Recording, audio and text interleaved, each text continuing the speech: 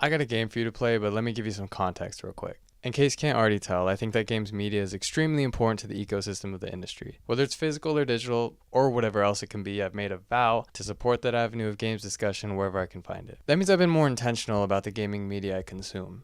I've kept myself in the loop about industry changes through various news outlets. I've been more open to opportunities where I can financially support gaming business ventures I believe in, whether that's signing up to receive a weekly newsletter in my inbox or picking up the latest edition of whatever gaming magazine I can find at the store. But I did subscribe to Game Informer again, so shout out to the GOAT. It took a little bit of time to adjust to that journey though, because paying for magazines issue to issue is certainly a cost I had to factor into my living expenses. I made it work. I mean, I had to severely limit my access to avocado toast, but in the end it was worth it. Fast forward a little bit and I'm flipping through the pages of the latest edition of PC Gamer magazine before work, checking out the latest reviews, skimming through the cover story, and reading through the recommendation. Eventually I landed on a game with an art style that grabbed my attention so quickly I was sucked in. I had to know what it was, what it brought to the table, and when I could get my hands on it. After reading through their exploration of the experience, my questions were answered and I was sold. Turns out the game was available in early access and the entirety of the first episode was complete and ready to go. It was awesome, and from that point on I couldn't think of anything else but I need to play this game. So I clocked in for a grueling 8 hours and had that game on my mind till I can get home and lock in. And now I'm going to paint you a picture.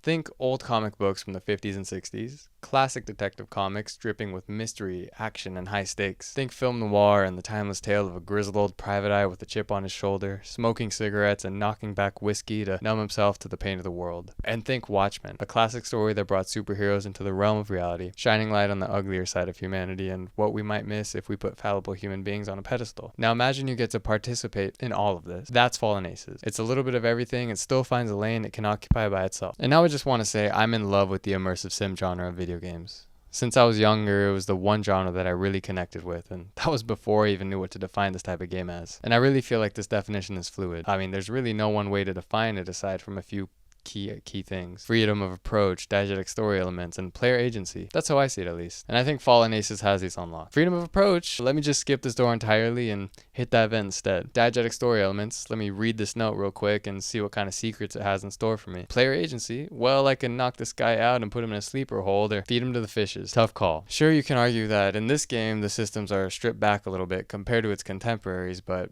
it's still impressive that they exist at all. I mean, pulling a game off like this is, I'd imagine, pretty difficult, but Fallen Aces does it with the poise and grace of a team of professionals, and it never gets old, really. The gameplay loop is fantastic. Yeah, and immersive sims, they're kind of a sandbox. You're given the tools to play around with, and the rest is up to you. I really appreciated how much Fallen Aces leaned into this, and it made the whole thing especially cool given the setting. And now I want to get into the story a little bit because wow, they put some effort into it and they deserve a shout out for crafting a tale so enticing and telling it in a way that was so gripping. Watchmen is one of my favorite stories ever told. It takes the superhero formula and flips it on its head, turning spandex wearing superheroes into human beings that are ugly, complicated, and really hard to deal with. And as much as I hate comparing one artistic form of expression to another, I mean this is a compliment. Fallen Aces has Watchmen in its DNA, but leverages its own medium to create an experience that is entirely on its own. Thane is a cynical private investigator given an impossible case. Night Dive is a disillusioned member of Aces, a crime fighter holding onto a past he can't let go of. Glassstraw is a villain through and through, a formidable enemy at the center of it all. The themes present are complex, and how deep you want to dive into them is entirely up to you. I'm happy they exist nonetheless. And not only is the story written like straight out of the comments, but it's presented in that way too. The cutscenes are genius. Pages from a book straight out of your local comic book shop. There's so much attention to detail in every page, from the interactions between the characters to the emphasis of certain moments to the texture of the paper we're reading it from. It's clear that so much time and attention was spent on making sure these moments made sense in the context of the vision that I can't help but applaud them for it. It was executed flawlessly. And just as the pages turned themselves in the graphic novel that I hold so close to my heart, I lost myself in every page of episode 1, and before I knew it, I was done. I absolutely recommend this game to anyone, especially those of us out there that have hit a sort of a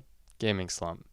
It was an incredibly refreshing experience and reignited my interest in the indie gaming scene. Okay, yeah, what does indie even mean anymore? Fallen Aces does so much and it does it all differently. The storytelling, the music, the atmosphere, the gameplay, all turned up to 11. I genuinely can't wait for the next few episodes to drop because you know I'm going to be in first in line to play through it. So when you boot this game up for the first time, be sure to do it in a dark room, grab your favorite drink, and buckle up because you're about to have one heck of a ride. Yeah, did things a little different today, but I just really wanted to talk about this game because it's been on my mind recently. Got a new mic too. Hope you guys like that. But for now, I'm Comp Graphics.